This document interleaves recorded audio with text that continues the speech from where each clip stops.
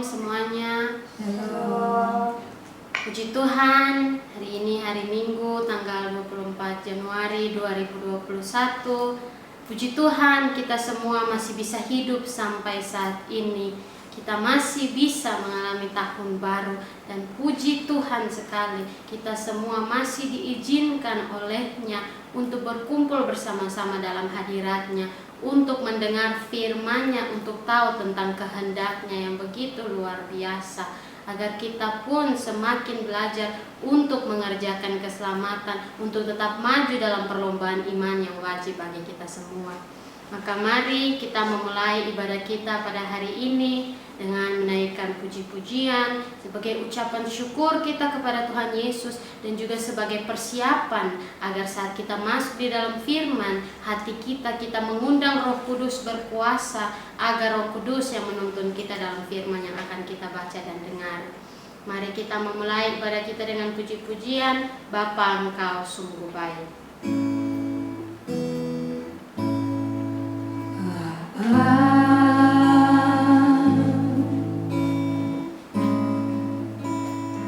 Engkau sungguh baik, kasih-Mu melimpah di hidupku.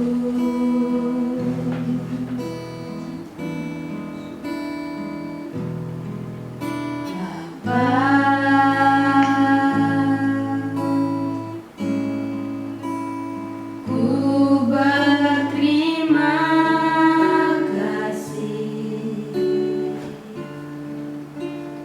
berkat-Mu hari ini yang Kau sediakan bagiku.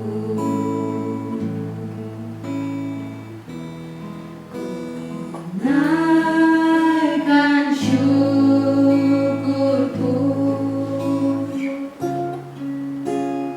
buat hari yang Kau beri.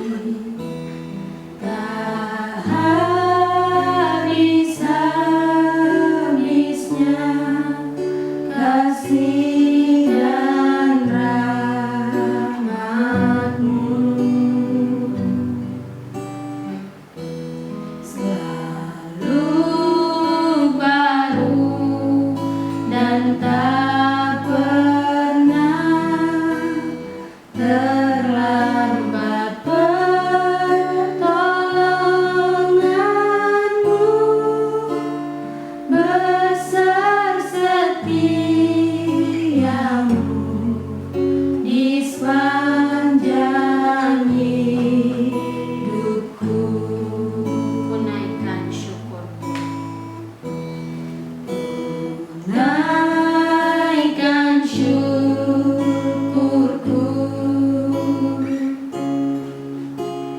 buat hari yang Kau beri. Tak habis-habisnya kasih dan rahmat-Mu,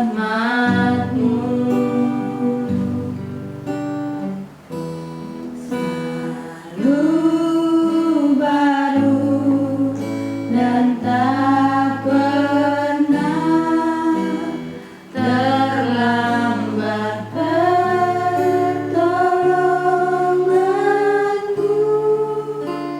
Besar setia-Mu di sepanjang hidupku.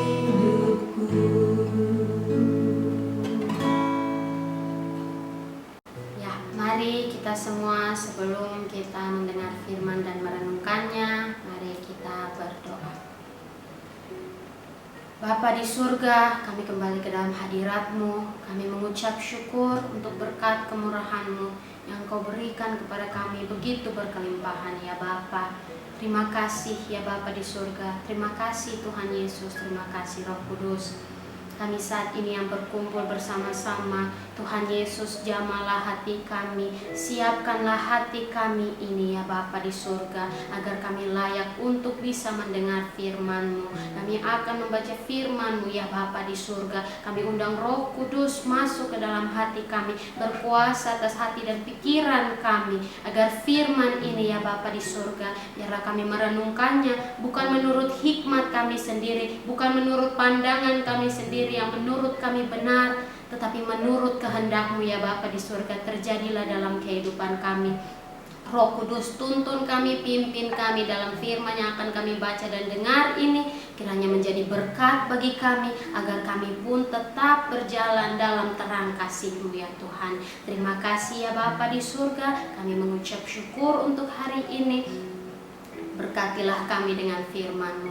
Terima kasih ya Bapa, kami naikkan doa kami ini hanya di dalam nama Yesus Kristus Tuhan dan Juru Selamat kami, dan di dalam tuntunan Roh Kudus kepada Allah Bapa di surga. Haleluya, amin. Firman Tuhan hari ini terdapat di Habakuk pasal 2 sampai pasal 3. Puji Tuhan atas firman yang Tuhan berikan bagi kita hari ini. Dengan perikop pertama, Habakuk pasal 2 mengatakan, orang yang benar akan hidup oleh karena percayanya. Dari itu saja pun sudah sangat jelas apa yang Tuhan kehendaki untuk nyatakan bagi kita hari ini. Orang yang benar, yang hidupnya benar, yang tahu tentang kebenaran dan melakukan kebenaran itu dalam kehidupannya, bukan satu kali saja, tetapi terus menerus, bahkan setiap detik ia selalu mau hidup dalam kebenaran itu oleh karena percayanya. Itu yang Tuhan Yesus mau mengingatkan untuk kita semua pada awal renungan firman hari ini. Apakah kita sudah hidup benar ataukah tidak? Hidup benar bukan menurut pandangan kita sendiri, tetapi hidup benar menurut apa yang Tuhan kehendaki, menurut apa yang telah Tuhan ajarkan di dalam firman-Nya bagi kita. Itu yang Tuhan Yesus mau mengingatkan bagi kita semua. Dan di pasal 2 ayat 1 mengatakan, aku mau berdiri di tempat pengintaianku dan berdiri tegak di menara. Aku mau meninjau dan menantikan apa yang akan difirmankannya kepadaku dan apa yang akan dijawabnya atas pengaduanku. Di sini Habakuk mengatakan pengaduanku, apa yang dia adukan kepada Allah, itu terdapat pada Habakuk pasal 1 ayat 2 sampai ayat 17. Keluhan Nabi karena ketidaksetiaan. Di situ Habakuk mengeluh. Habakuk di ayat 3 mengatakan, mengapa engkau memperlihatkan kepadaku kejahatan sehingga aku memandang kelaliman? Ya, aniaya dan kekerasan ada di depan mataku, perbantahan dan pertikaian terjadi. Itulah sebabnya hukum kehilangan kekuatannya dan tidak pernah muncul keadilan, sebab orang fasik mengepung orang benar. Itulah sebabnya keadilan muncul terbalik. Di situ Habakuk mengadukan tentang kejahatan yang terjadi dalam dunia. Kenapa banyak sekali, begitu banyak kejahatan sampai keadilan muncul terbalik. Orang fasik mengepung orang benar, itulah sebabnya keadilan muncul terbalik. Tetapi jawaban Tuhan di ayat 5 sampai ayat 11, Tuhan menjawab, lihatlah di antara bangsa-bangsa dan perhatikanlah, jadilah heran dan tercengang-cengang, sebab aku melakukan suatu pekerjaan dalam zamanmu yang tidak akan kamu percayai jika diceritakan. Begitupun saat ini, pada zaman sekarang ini begitu banyak kisah terjadi di mana-mana, bukan saja di satu tempat, tetapi di mana-mana kejahatan, bencana, perbantahan, pertikaian, bahkan sampai kejahatan yang sadis-sadis pun terjadi di mana-mana. Memang benar jika diceritakan, bahkan kita tidak akan mempercayainya, tetapi kita melihatnya secara langsung dengan mata kepala kita sendiri. Jikalau kita melihat berita di sana sini, banyak yang menggemparkan. Tetapi yang akan lebih luar biasa lagi, lebih yang akan membuat kita heran dan tercengang-cengang, ada di ayat pasal 1 ayat 6 mengatakan, sebab sesungguhnya akulah yang membangkitkan orang Kasdim, bangsa yang garang dan tangkas itu, yang melintasi lintang bujur bumi untuk menduduki tempat kediaman yang bukan kepunyaan mereka.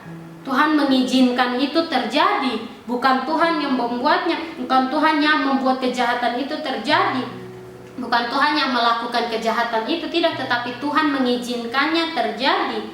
Kenapa? Tuhan menjelaskan di pasal 1 ayat 10 dan 11, raja-raja dicemoohkannya dan penguasa-penguasa menjadi tertawaannya. Ditertawakannya tiap tempat berkubu, ditimbunkannya tanah dan direbutnya tempat itu. Maka berlarilah mereka seperti angin dan bergerak terus. Demikianlah mereka bersalah dengan mendewakan kekuatannya. Kenapa Tuhan mengizinkan sekarang ini, terutama pada zaman sekarang ini, terjadi begitu banyak kehancuran di mana-mana, di antara manusia, juga pun di tempat sekitar mereka.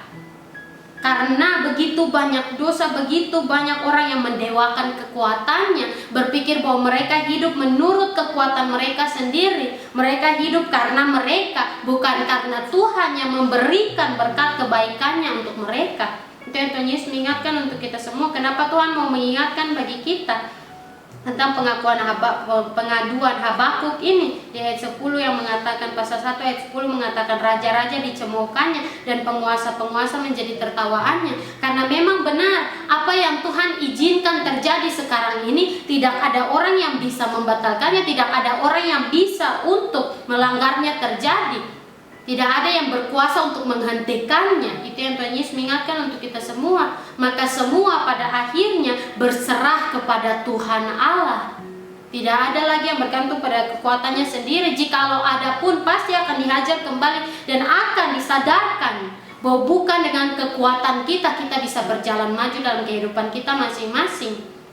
Karena kita masih bisa ada sampai detik ini hanya karena kebaikan Tuhan Allah. Itu yang Tuhan Yesus mengingatkan untuk kita semua. Maka jawaban Tuhan terhadap keluhan Nabi Habakuk karena ketidaksetiaan itu, jawabannya adalah Tuhan mengizinkan itu terjadi oleh karena apa? Mereka mendewakan kekuatannya. Mereka berjalan menurut keinginan mereka sendiri karena mereka berpikir segala sesuatu terjadi oleh karena kehendak mereka. Lalu Habakuk mengatakan, di manakah keadilan Tuhan? Bukankah Engkau ya Tuhan dari dahulu Allahku yang Maha Kudus? Tidak akan mati kami. Ya Tuhan, telah Kau tetapkan dia untuk menghukumkan. Ya gunung batu, telah Kau tentukan dia untuk menyiksa. Habakuk mengaku itu bahwa memang benar Tuhan mengizinkannya untuk menghukum, untuk menyiksa. Matamu terlalu suci untuk melihat kejahatan dan Engkau tidak dapat memandang kelaliman. Itu yang Tuhan mau mengingatkan pun bagi kita. Mata Tuhan melihat segala sesuatu dimanapun dan kapanpun itu, sampai kedalaman hati kita pun Tuhan melihat dan Tuhan mengetahui. Maka jangan sampai kita melakukan berbuat jahat. Itu pun bukan berarti menjadi ajakan untuk kita untuk berbuat jahat dalam kegelapan. Tidak, tetapi membuat kita untuk tahu bahwa mata Tuhan melihat segala sesuatu. Dan Tuhan hendak mengajarkan kepada kita jangan berbuat jahat. Karena yang berbuat jahat pasti akan dihukum, pasti akan dibinasakan. Dan di situ Habakuk mengatakan, mengapa engkau memandangi orang-orang yang berbuat khianat itu dan engkau berdiam diri apabila orang fasik menelan orang yang lebih benar dari dia. Dan di sini Habakuk mengatakan tentang orang-orang yang jahat itu. Engkau menjadikan manusia itu seperti ikan di laut, seperti binatang-binatang melata yang tidak ada pemerintahnya. Semuanya mereka ditariknya ke atas dengan kail, ditangkap dengan pukatnya dan dikumpulkan dengan tayangnya. Itulah sebabnya ia bersukaria dan bersorak-sorai. Itulah sebabnya dipersembahkannya korban untuk pukatnya dan dibakarnya korban untuk tayangnya. Sebab oleh karena alat-alat itu pendapatannya mewah dan rezekinya berlimpah-limpah. Kefasikan di mana-mana. Perikop jelas mengatakan, di manakah keadilan Tuhan? Di manakah keadilan Tuhan? Tapi di situ jawaban yang Tuhan nyatakan apa? Orang yang benar akan hidup oleh karena percayanya. Tentunya Yesus mengingatkan untuk kita semua. Maka dari pasal 2 ayat 1 dengan yang Tuhan telah jelaskan dari kita dari pasal 1, Habakuk pasal 1 ini mengingatkan kepada kita pun untuk berjaga-jaga. Untuk berjaga-jaga terhadap apa yang terjadi dalam dunia sekarang ini. Tantangan dan rintangan pasti terjadi bagi masing-masing orang. Tetapi yang Tuhan mau dari kita masing-masing adalah kita tetap berjaga-jaga. Dan dalam tantangan dan rintangan itu bukan kita semakin jatuh di dalam dosa, bukan kita jatuh dalam godaan iblis yang membuat kita supaya kita putus asa, yang membuat kita supaya tidak berharap lagi kepada Tuhan. Tetapi dalam tantangan dan rintangan yang terjadi itu agar membuat kita semakin kuat di dalam Tuhan, semakin tulus, taat, setia, beriman, berharap kepadanya. Karena firman mengatakan jangan iri hati hati terhadap orang fasik yang berhasil itu tertulis di dalam Amsal. Hikmat yang datang dari Allah mengatakan jangan iri hati, jangan marah terhadap orang fasik yang mereka berhasil dalam apapun yang mereka lakukan. Karena mereka walaupun saat ini bersenang-senang, ada bagiannya di dalam tangan Tuhan. Dan bagian itu bukan upah, namun hukuman. Karena mereka melanggar apa yang Tuhan perintahkan untuk lakukan. Mereka melanggar hukum yang Tuhan berikan. Itu yang Tuhan Yesus mengingatkan untuk kita semua. Aku mau berdiri di tempat pengintaianku, berdiri tegak di menara. Aku mau meninjau dan menantikan apa yang akan difirmankannya kepadaku, dan apa yang akan dijawabnya atas pengaduanku. Apa yang Tuhan mau ajarkan dari ayat 1 ini, begitupun dalam kehidupan kita masing-masing. Kita merenungkan kembali. Dengan perikop itu kita merenungkan apakah memang benar kita orang yang benar. Apakah memang kita orang yang hidup dalam kebenaran firman Tuhan. Kita hidup dalam firman dan firman Tuhan hidup dalam kita. Berarti kita pun memancarkan kehidupan yang Tuhan Yesus telah ajarkan bagi kita, teladan yang Tuhan Yesus telah berikan kehidupannya, yang Tuhan Yesus hidup dengan rendah hati, Tuhan Yesus hidup dengan tulus, taat, setia bahkan sampai mati. Itu yang Tuhan Yesus mengingatkan untuk kita semua, merenungkan kembali kehidupan kita, dan kita merenungkan apa yang terjadi di sekeliling kita saat ini, di sekeliling dunia saat ini. Tuhan memberikan peringatan yang begitu jelas dengan berbagai macam bentuk peringatan yang diberikannya dalam dunia saat ini. Itu yang Tuhan Yesus mengingatkan untuk kita semua. Dan di ayat 2 mengatakan, lalu Tuhan menjawab aku demikian, tuliskanlah penglihatan itu dan ukirkanlah itu pada loh-loh, supaya orang sambil lalu dapat membacanya. Penglihatan apa yang Tuhan berikan kepada Habakuk ada di pasal 1 ayat 2 sampai 4, di mana di situ Habakuk mengatakan, engkau memperlihatkan kepadaku kejahatan sehingga aku memandang kelaliman, ya aniaya dan kekerasan ada di depan mataku, perbantahan dan pertikaian terjadi. Kenapa Tuhan menyatakan, Tuhan menjawab ukirkanlah itu pada loh-loh, supaya orang-orang sambil lalu dapat membacanya, supaya orang-orang mengetahui bahwa saat ini dunia semakin jahat. Bukan dunia semakin baik, tetapi dunia semakin jahat. Semakin banyak orang fasik di mana-mana, semakin banyak orang yang mau untuk mengikuti keinginannya sendiri di mana-mana, semakin banyak orang yang mau berdosa di mana-mana, semakin banyak orang yang mau melanggar hukum Allah di mana-mana. Itu yang Tuhan Yesus mengingatkan untuk kita semua.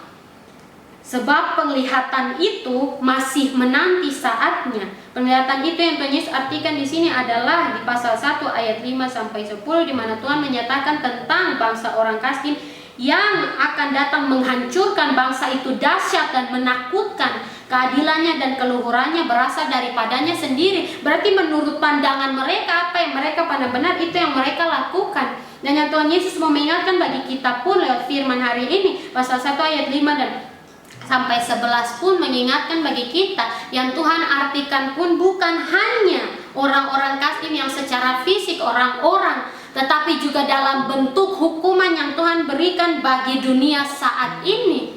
Penyakit sampar, kelaparan, peperangan juga datang dalam bentuk yang menakutkan dan dahsyat. Keadilannya dan keluhurannya berasal daripadanya sendiri. Ia sudah ada, dan keadilannya itu dia memandang sendiri apa yang hendak dia lakukan.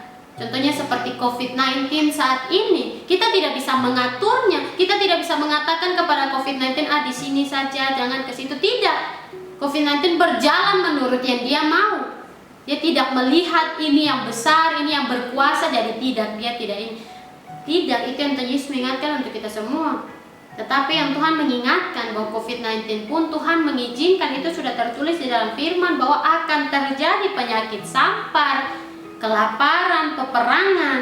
Tetapi perikop hari ini, perikop pertama yang kita baca hari ini bersama-sama, jelas orang yang benar akan hidup oleh karena percayanya kepada kebenaran yang Allah berikan, sanggup menyelamatkan dia, sanggup menyembuhkan dia. Itu yang Tuhan Yesus mengingatkan bagi kita semua. Penglihatan itu masih menanti saatnya, kedahsyatan kehancuran itu, tetapi ia bersegera menuju kesudahannya dengan tidak menipu. Itu yang Tuhan Yesus mengingatkan untuk kita semua saat ini. Penglihatan yang Tuhan berikan itu tentang akhir zaman itu bersegera menuju kesudahannya dengan tidak menipu. Apabila berlambat-lambat, nantikanlah itu, sebab itu sungguh-sungguh akan datang dan tidak akan bertangguh. Belum terjadi bukan berarti tidak akan terjadi. Inilah akhir zaman. Lihat di sekeliling kita begitu banyak tanda-tanda yang sudah Tuhan Yesus nyatakan terjadi sekarang ini. Tuhan telah menyatakan waktunya sudah dekat. Waktunya sudah dekat, maka tetap kerjakan keselamatan, tetap renungkan firman Tuhan dan lakukan firman Tuhan itu, agar jangan sampai kita berpikir kita masih hidup saat ini, padahal kita termasuk dalam yang disiapkan untuk dibinasakan. Itu yang Tuhan Yesus mengingatkan untuk kita semua. Sesungguhnya orang yang membusungkan dada tidak lurus hatinya, tetapi orang yang benar itu akan hidup oleh percayanya. Orang sombong dan khianat dia yang melagak, tetapi ia tidak akan tetap ada. Firman ini Habakuk pasal 2 ayat 4 dan 5 ini Tuhan mau mengingatkan pun seperti yang tertulis di dalam Amsal pasal 2 ayat 21 sampai 22. Karena orang jujurlah akan mendiami tanah, dan orang yang tak bercelalah yang akan tetap tinggal di situ. Tetapi orang fasik akan dipunahkan dari tanah itu, dan pengkhianat akan dibuang dari situ. Tanah apa? Tanah perjanjian yang Tuhan berikan, tanah keselamatan, di mana orang-orang yang berada di tanah itu, mereka akan diselamatkan oleh karena perlindungan tangan Tuhan menyertai mereka. Itu yang Tuhan Yesus mengingatkan untuk kita semua. Orang yang membusungkan dada, orang yang mendewakan kekuatannya, orang yang membanggakan kekuatannya, berpikir bahwa mereka bisa, padahal tidak. Firman mengatakan bahwa manusia itu seperti debu dan abu di hadapan Tuhan Allah. Mereka tidak punya kuasa apapun. Seperti yang dinyatakan di dalam firman, perancangan tentang masa depan. Manusia bisa mengatakan bahwa di situ firman mengatakan, mengajarkan tentang manusia yang mengatakan, ya nanti saya akan pergi ke kota Anu untuk melakukan berdagang dan saya akan mendapatkan keuntungan begini. Tetapi dinyatakan, kenapa kamu mau merancangkan kepada masa depanmu sedangkan kamu tidak tahu apa yang akan terjadi selanjutnya? Hidupmu seperti kabut yang ada sebentar saja lalu hilang. Begitupun saat ini kehidupan kita. Itu yang Tuhan Yesus mengingatkan untuk kita semua. Jangan sampai kita membusungkan dada kita, tidak lurus hati kita. Kita berbangga, kita berjalan maju dalam kehidupan kita secara fisik. Kita hidup saat ini dengan bangganya berpikir bahwa oh iya kita tahu firman kok, kita baca firman, kita juga berdoa. Tetapi tidak lurus hati kita tidak benar-benar tertuju kepada Tuhan. Kita mendua hati, tidak melakukan seperti yang Tuhan kehendaki.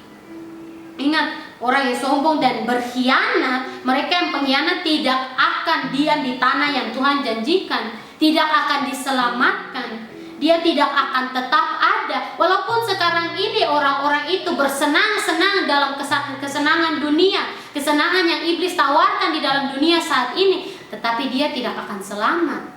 Hanya orang-orang yang benar itu akan hidup oleh percayanya. Itu yang Tuhan Yesus mengingatkan untuk kita semua. Orang-orang yang sombong dan berkhianat itu, ia mengangakkan mulutnya seperti dunia orang mati. Ia berkata-kata yang jahat.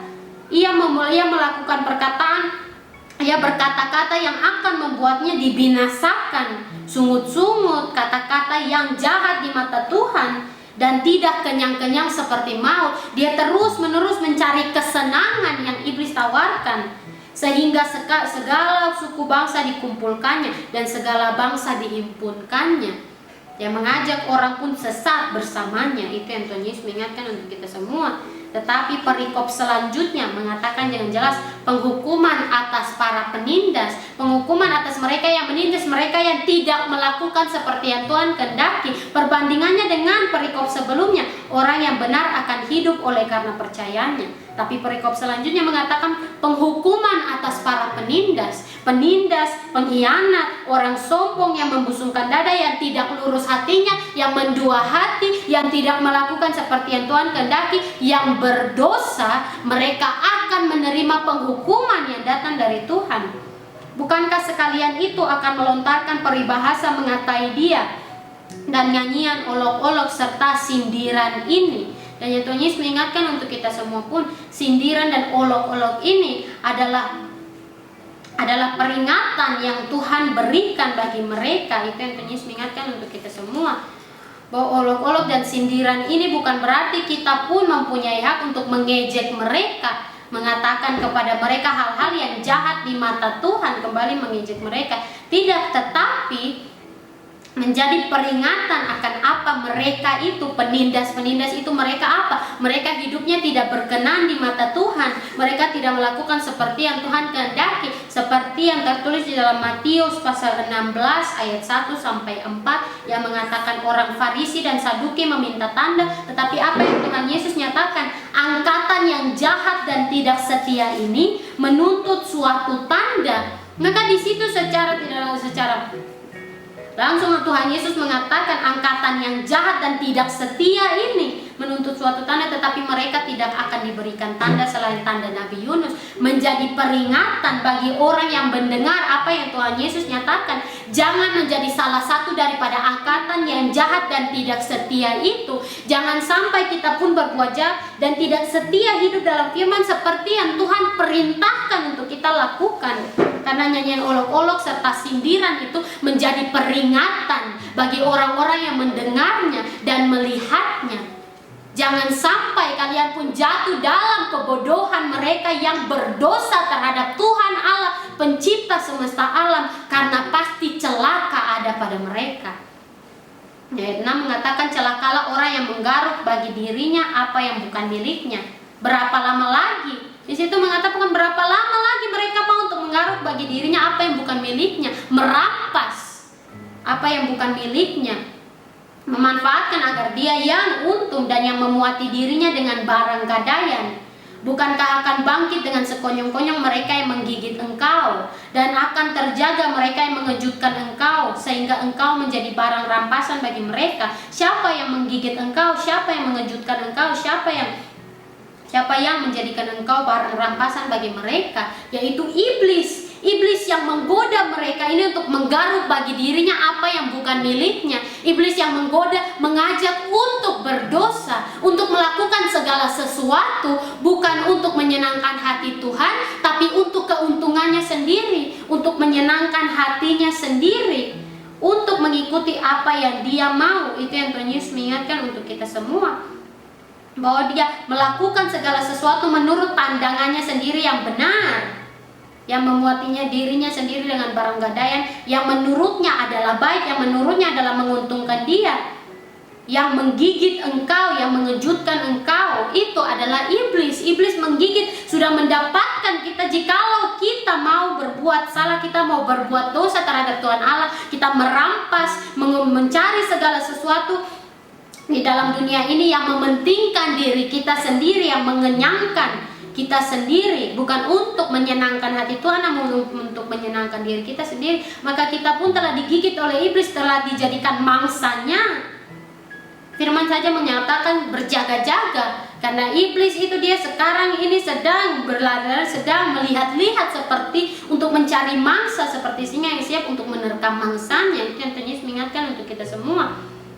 Mereka yang menggigit engkau dan mereka yang akan mengejutkan engkau dan akan terjaga mereka yang mengejutkan engkau. Mengingatkan bahwa saat ini jikalau kita hidup dalam dosa, walaupun senang-senang pada awalnya, pasti pada akhirnya kita akan menderita. Pasti pada akhirnya kita jatuh. Kita akan jatuh sangat dalam sekali sampai kita tidak tahu mau naik lagi kembali bagaimana. Itu yang Tuhan Yesus mengingatkan untuk kita semua. Jangan sampai saat ini kita bersenang-senang, kita malas tahu terhadap peringatan, tanda peringatan yang Tuhan berikan begitu banyak di dalam dunia saat ini. Sampai kita bersenang-senang, kita malas tahu, maka pada akhirnya kita termasuk dalam yang disiapkan untuk dibinasakan. Ingat kisah Firaun, ingat kisah umat Israel saat mereka mau dikeluarkan dari Mesir. Apa yang terjadi? 10 tulah terjadi, dan tulah-tulah itu bukan yang hanya kecil-kecil saja, tetapi yang mendatangkan ketakutan, kehancuran bagi umat yang berada di Mesir, terutama bagi Firaun. Dan Tuhan Yesus mengingatkan untuk kita semua, karena engkau telah menjara banyak suku bangsa, maka bangsa-bangsa yang tertinggal akan menjara engkau, karena darah manusia yang tertumpah itu dan karena kekerasan terhadap negeri, kota dan seluruh penduduknya itu. Tuhan Yesus mengingatkan, jikalau masih mau hidup dalam kejahatan, jikalau masih mau hidup di dalam dosa, apa yang tidak berkenan di mata Tuhan, apa yang bukan yang Tuhan kehendaki, masih mau untuk hidup dalam kesesatan, masih mau untuk mengikuti apa yang iblis tawarkan dan iblis ajak untuk dilakukan, apa saja. Jika mau dengan jelas yang iblis ajak untuk dilakukan manusia saat ini, tertulis jelas di dalam 2 Timotius pasal 3, keadaan manusia pada akhir zaman. Manusia akan mencintai dirinya sendiri dan menjadi hamba uang. Itu pun yang Tuhan ingatkan dalam pesan penghukuman atas para penindas ini, ayat 6-8. Mereka yang mencintai dirinya sendiri, yang menggaruk bagi dirinya apa yang bukan miliknya. Tentunya mengingatkan untuk kita semua, mereka akan membual dan menyombongkan diri, mereka akan menjadi pemfitnah, mereka akan berontak terhadap orang tua dan tidak tahu berterima kasih, tidak mempedulikan agama, tidak tahu mengasihi, tidak mau berdamai, suka menjelekkan orang, tidak dapat mengekang diri, garang, tidak suka yang baik, suka mengkhianat, tidak berpikir panjang, berlagak tahu, lebih menuruti hawa nafsu daripada menuruti Allah. Itu yang terjadi sekarang ini di dalam dunia, terjadi di mana-mana, terjadi seperti itu. Itulah mengapa di ayat 8, karena darah manusia yang tertumpah itu dan karena kekerasan terhadap negeri, kota dan seluruh penduduknya itu. Tentunya mengingatkan untuk kita semua, karena kejahatan, karena dosa, celakalah mereka yang mementingkan diri sendiri, yang mencintai dirinya sendiri. Hidup bukan untuk melakukan apa yang Tuhan perintahkan, hidup bukan untuk menyenangkan hati Tuhan, tapi hidup mereka pakai untuk menyenangkan diri mereka sendiri, untuk bersenang-senang dalam kedagingan. Celakalah orang yang mengambil laba yang tidak halal untuk keperluan rumahnya, untuk menempatkan sarangnya di tempat yang tinggi dengan maksud melepaskan dirinya dari genggaman malapetaka. Celakalah mereka yang menganggap mereka bisa sendiri, celakalah mereka yang menganggap mereka bisa berlindung dengan kekuatan mereka sendiri, celakalah mereka yang mengandalkan kekuatan mereka sendiri. Itu yang di ayat 9 Tuhan Yesus mengingatkan untuk kita semua. Engkau telah merancangkan celaka atas rumahmu ketika engkau bermaksud untuk menghabisi banyak bangsa. Apa artinya ketika engkau bermaksud untuk menghabisi banyak bangsa ini? Tuhan mengingatkan kembali tentang kisah Firaun, di mana di situ Musa dan Harun datang untuk menyatakan apa yang Tuhan Allah perintahkan bagi mereka, nyatakan bagi Firaun, lepaskan umatku, biarkan umatku pergi. Tetapi di situ Firaun karena kekerasan hatinya, dia terus menerus kepala batu, dia terus menerus keras kepala, dia tidak mau melepaskan umat Israel. Maka di situ dia menghabisi banyak bangsa. Di situ oleh karena keras kepala hatinya, dia mengikuti apa yang dia mau, kesusahan, ketakutan datang untuk Mesir. Begitupun bagi kehidupan kita masing-masing. Jikalau kita menganggap diri kita raja, ya itu yang Tuhan Yesus artikan, kita berpikir bahwa ini hidup kita sendiri, untuk apa kita ikuti apa yang orang lain katakan. Memang benar kita tidak mengikuti apa yang manusia lain katakan bagi kita untuk kita hidup menurut itu, tetapi kita hidup menurut apa yang Tuhan nyatakan bagi kita, apa yang Tuhan firmankan bagi kita. Itu yang Tuhan Yesus mengingatkan untuk kita semua dalam bermaksud untuk menghabisi banyak bangsa, yaitu hidup menurut keinginan sendiri, maka pada akhirnya mendatangkan kerugian, kehancuran atas diri sendiri.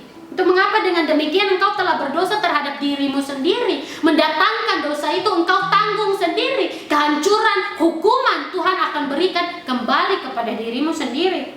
Sebab batu berseru-seru dari tembok dan balok menjawabnya dari rangka rumah. Apa yang Tuhan ingatkan dari ayat 11 ini? Batu berseru-seru dari tembok. Perbuatan mengatakan apa yang kita lakukan. Perbuatan kita jelas di mata Tuhan.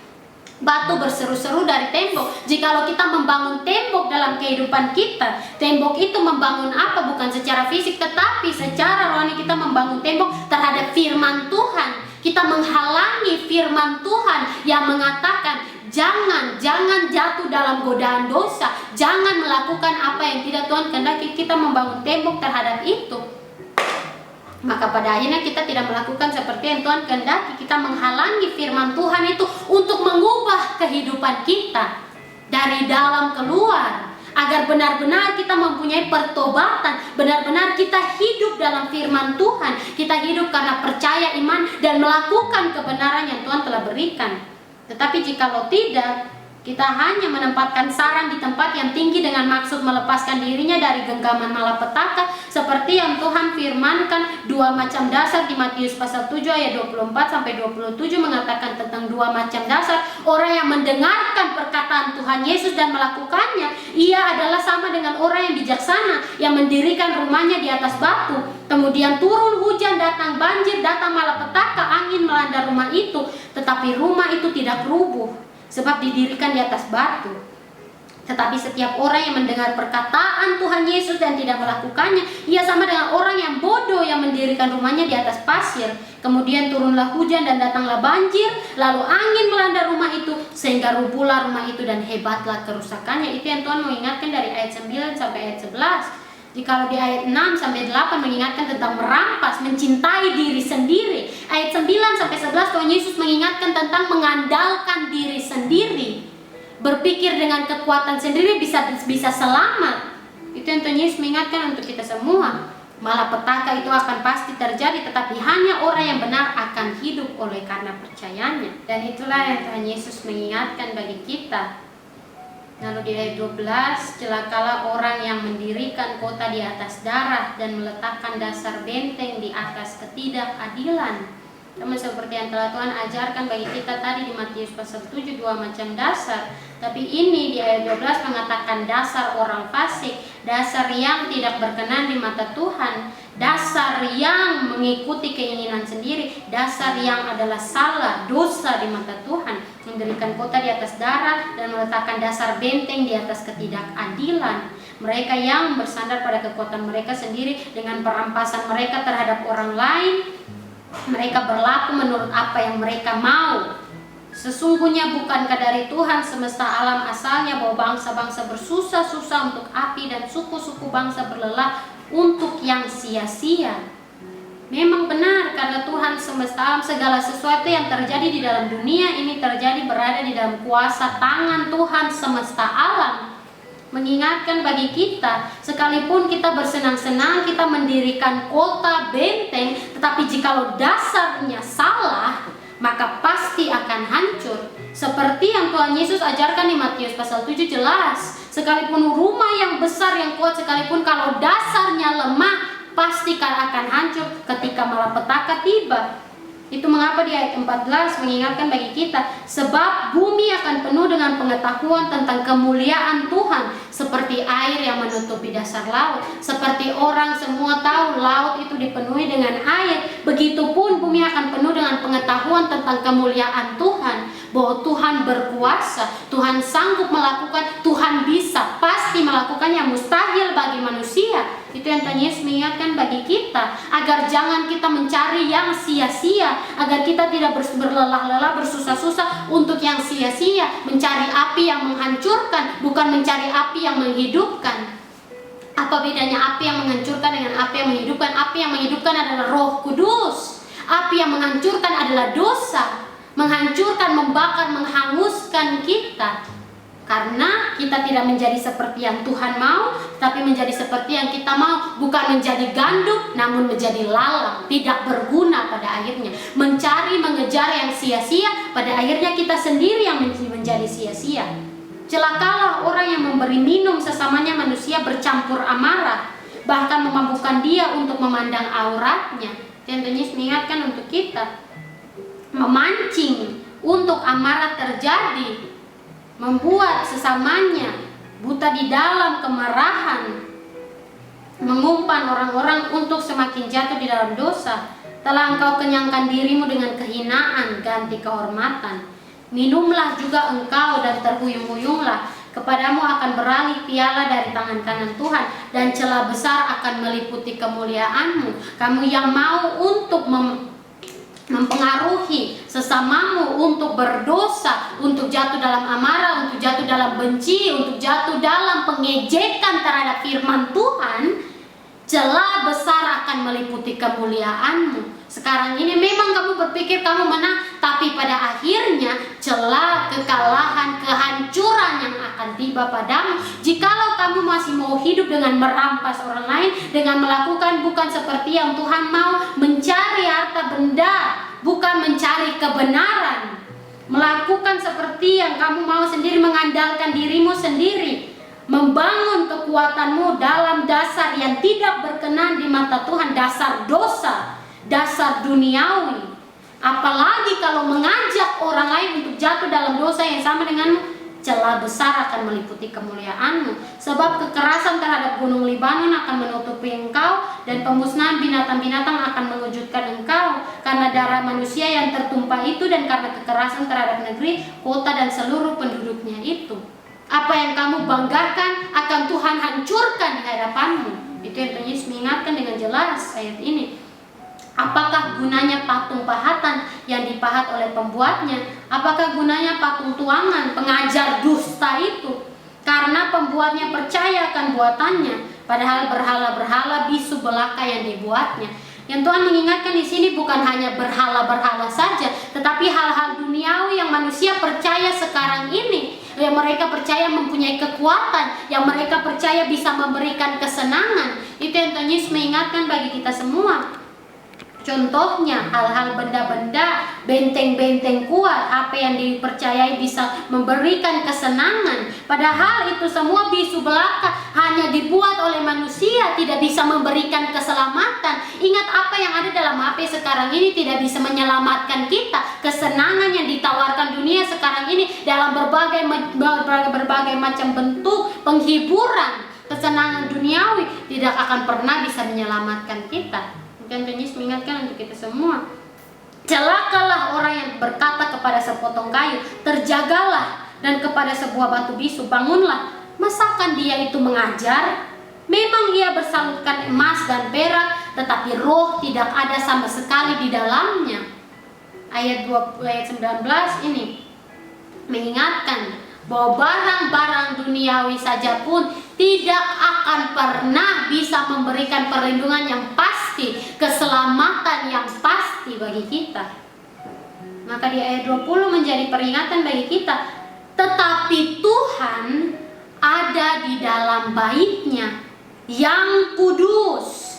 Berdiam dirilah di hadapannya, ya segenap bumi. Jangan datang kepadanya dengan kata-kata bersungut-sungut. Jangan datang kepadanya dengan terpaksa. Jangan datang kepadanya dengan mengeluh, dengan bergantung, bersandar kepada kekuatan sendiri.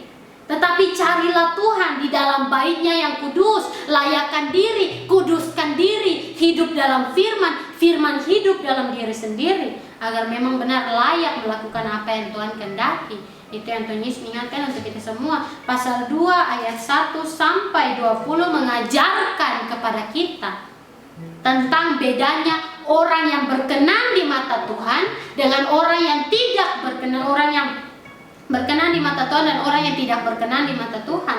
Orang yang hidupnya benar di mata Tuhan dan orang yang hidupnya salah di mata Tuhan.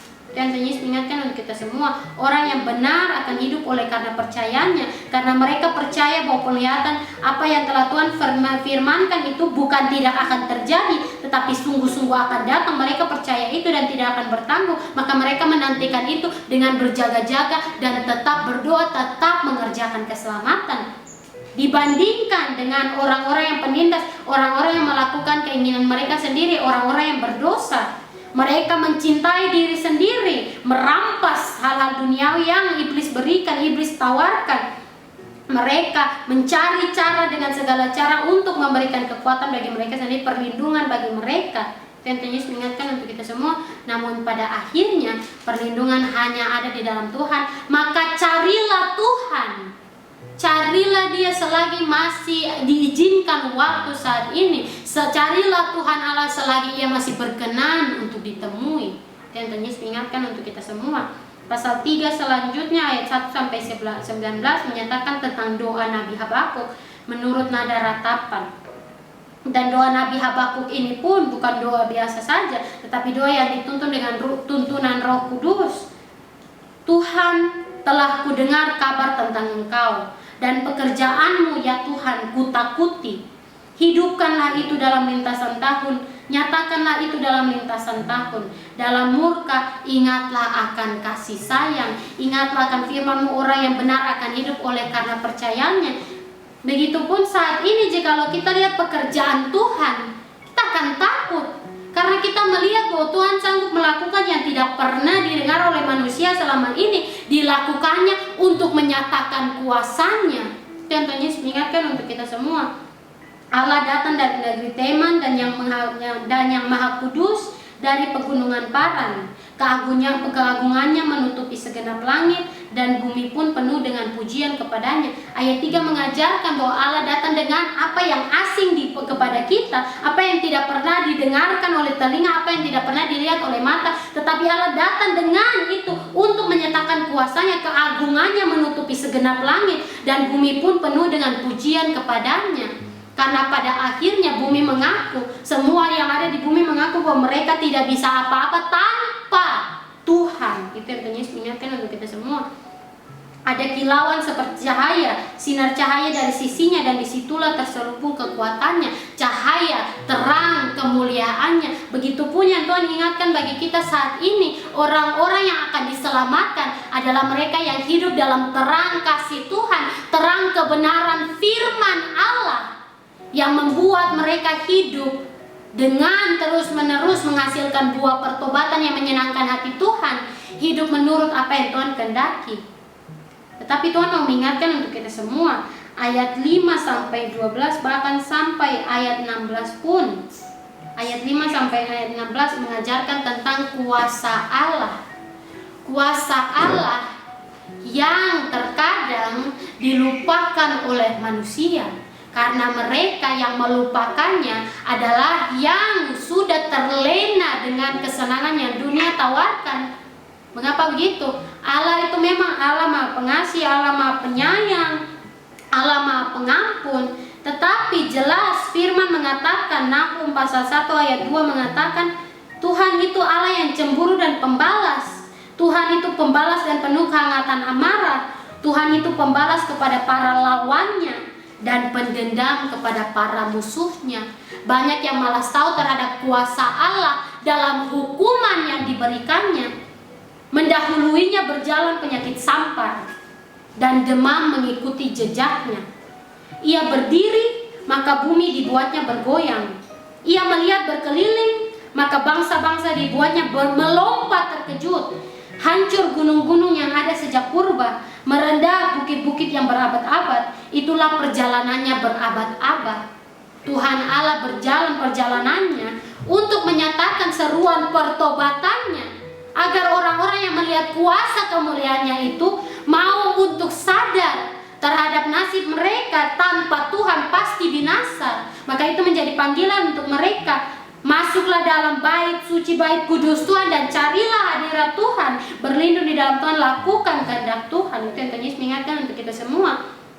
Di ayat 7 doa Habakuk mengatakan, aku melihat kemah-kemah orang Kusyan tertekan, kain-kain tenda tanah Midian menggetar. Mereka yang berkemah, mereka yang menganggap bahwa berjalan di satu tempat tidak apa-apa. Yang penting bukan di tanah sana sudah dapat malapetaka, maka kita berpindah ke sini tidak apa-apa. Itu yang Yesus mengingatkan untuk kita semua. Pada akhirnya malapetaka terjadi. Ayat 7 ini Tuhan mau ingatkan pun seperti kisah Abraham dan Lot, di mana di situ terjadi pertengkaran antara hamba-hamba mereka, dan di situ Abraham mengatakan kepada Lot, mari kita berpisah daripada ada kepahitan di antara kita. Lot memilih tanah yang baik, Sodom. Tetapi pada akhirnya apa yang terjadi Sodom dan Gomora? Apa yang terjadi pada Sodom dan Gomora? Karena kejahatan mereka, malapetaka, hukuman, kuasa Allah dinyatakan bagi kota itu.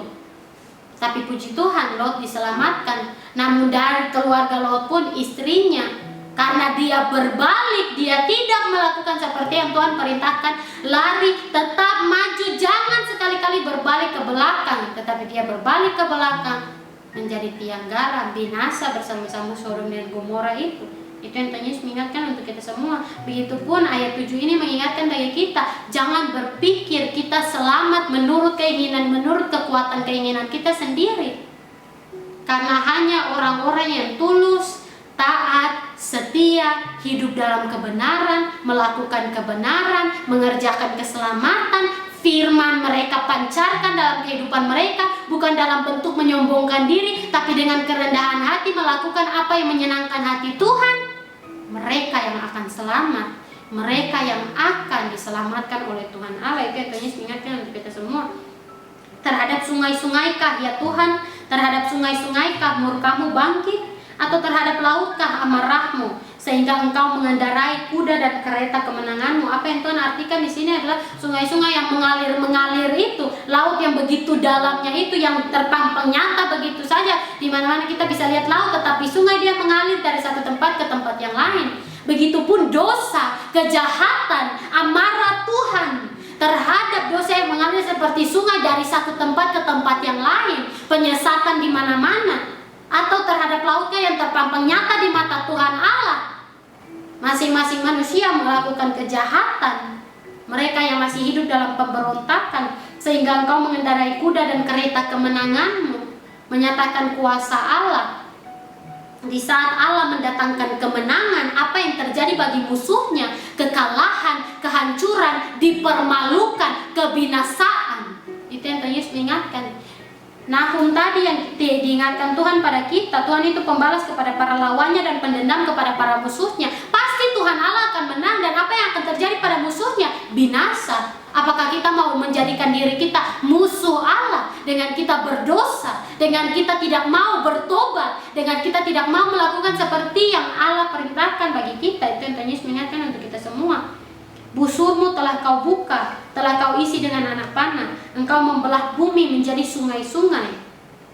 Melihat engkau gunung-gunung gemetar, air bah menderu lalu, samudra raya memperdengarkan suaranya dan mengangkat tangannya. Apa yang ditakuti oleh manusia, Allah berkuasa atas semua itu.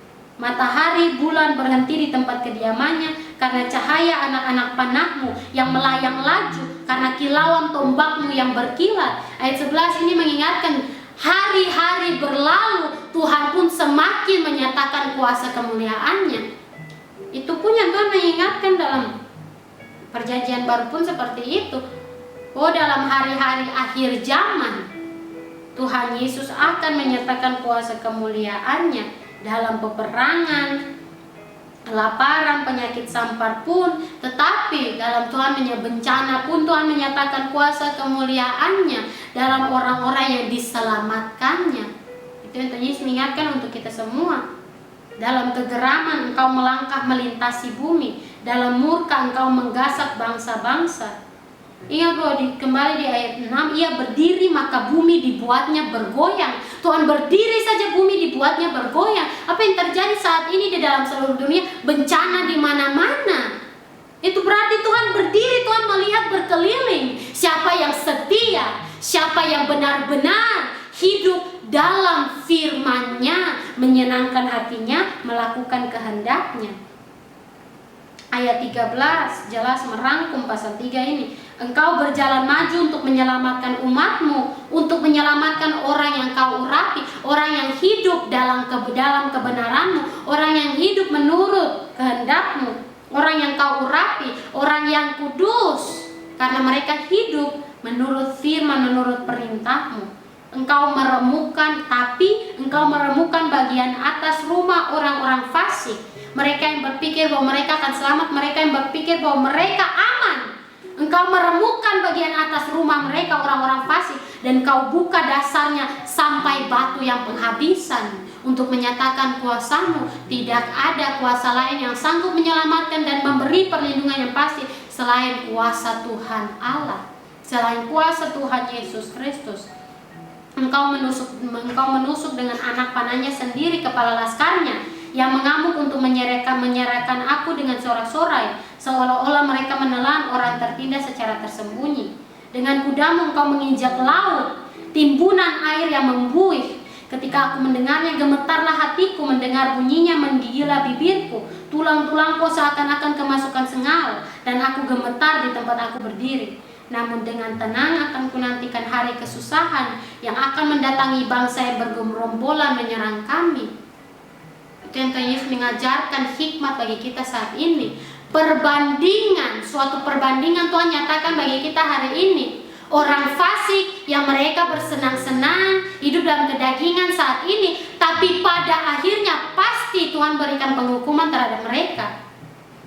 Dibandingkan dengan orang-orang yang hidup dalam kebenaran, walaupun dibilang mereka menderita saat ini, tetapi saat Tuhan menyatakan kuasanya, mereka lebih dari pemenang. Karena mereka hidup dalam tulus taat setia, menantikan janji Tuhan terjadi, menantikan kuasa Tuhan dinyatakan, tetap melakukan apa yang Tuhan kehendaki, mereka selamat.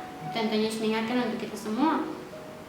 Di ayat 17-19, sekalipun pohon ara tidak berbunga, pohon anggur tidak berbuah, hasil pohon zaitun mengecewakan, sekalipun ladang-ladang tidak menghasilkan bahan makanan, kambing domba terhalau dari kurungan, dan tidak ada lembu sapi dalam kandang. Sekalipun dalam kesusahan, sekalipun dalam seperti terlihat tidak ada jalan terbuka, sekalipun dalam mereka penderitaan kesengsaraan, namun aku akan bersorak-sorak di dalam Tuhan, beria-ria di dalam Allah yang menyelamatkan aku. Allah Tuhanku itu kekuatanku. Ia membuat kakiku seperti kaki rusa. Ia membiarkan aku berjejak di bukit-bukitku, berjalan menurut apa yang Tuhan mau. Itu yang Tuhan Yesus mengingatkan dalam firman hari ini yang diberikannya bagi kita. Maka Tuhan mau mengingatkan untuk kita dalam kitab Habakuk ini. Kitab Habakuk ini pendek saja, 3 pasal saja. Tetapi dalam setiap pasalnya mempunyai suatu peringatan. Firman hari ini dengan jelas Tuhan memberikan kepada kita seruan pertobatan. Bertobatlah. Karena seperti pasal 2 ayat 3 mengatakan penglihatan itu masih menanti saatnya. Ia bersegera menuju kesudahannya dengan tidak menipu. Apabila berlambat-lambat, nantikanlah itu, sebab itu sungguh-sungguh akan datang dan tidak akan bertangguh. Sesungguhnya orang yang membusungkan dada tidak lurus hatinya, dia tidak akan tetap ada, tetapi orang benar itu akan hidup oleh percayanya. Tuhan Yesus telah menyatakan menjelang kedatangannya yang kedua kali akan ada malapetaka, kelaparan, kehancuran, peperangan, penyakit sampar, bahkan sampai bencana alam pun. Jikalau kita lihat di sekeliling kita saat ini sudah banyak tanda-tanda akhir zaman yang Tuhan berikan, yang Tuhan izinkan terjadi dalam murkanya, kegeramannya. Maka jangan sampai sisa hidup kita ini, kita yang masih diizinkan oleh Allah Bapa di surga untuk hidup sampai detik ini, kita memakainya untuk bersenang-senang dalam hal duniawi. Maka akhirnya kita masuk dalam yang disiapkan untuk dibinasakan. Tentunya Yesus mengingatkan dan firman hari ini, maka kiranya mengingatkan bagi kita bahwa walaupun sekalipun terjadi kesusahan, terjadi tantangan dan rintangan bagi kita, tetapi kita mau tetap tulus, taat dan setia. Karena orang yang setia, orang yang memang benar-benar hidup menurut apa yang Tuhan mau, pasti Tuhan jaga, pasti Tuhan berkati, pasti Tuhan lindungi. Apalagi pada saat tiba hari malapetaka, hari pencobaan atas dunia ini, dibandingkan dengan orang yang bergantung pada diri mereka sendiri, hidup hanya menggerutu terhadap nasib mereka, bersungut-sungut, tidak melakukan apa yang Tuhan kehendaki, maka pada akhirnya hanya kehancuran dan kebinasaan saja yang akan mereka alami. Itu yang Tuhan Yesus mengingatkan bagi kita lewat firman hari ini. Kiranya kita mengingat dengan jelas. Perikop hari ini merangkum firman ini, perikop pasal 2. Orang yang benar akan hidup oleh karena percayanya. Maka kiranya kita pun menjadi salah satu daripada orang yang di mata Tuhan, bukan di mata kita sendiri, namun di mata Tuhan Yesus Kristus benar. Hidup kita melakukan firman Tuhan dan firman Tuhan hidup di dalam kita. Kiranya Tuhan Yesus memberkati kita sampai waktu Tuhan Yesus datang kembali ke dunia untuk yang kedua kali. Amin.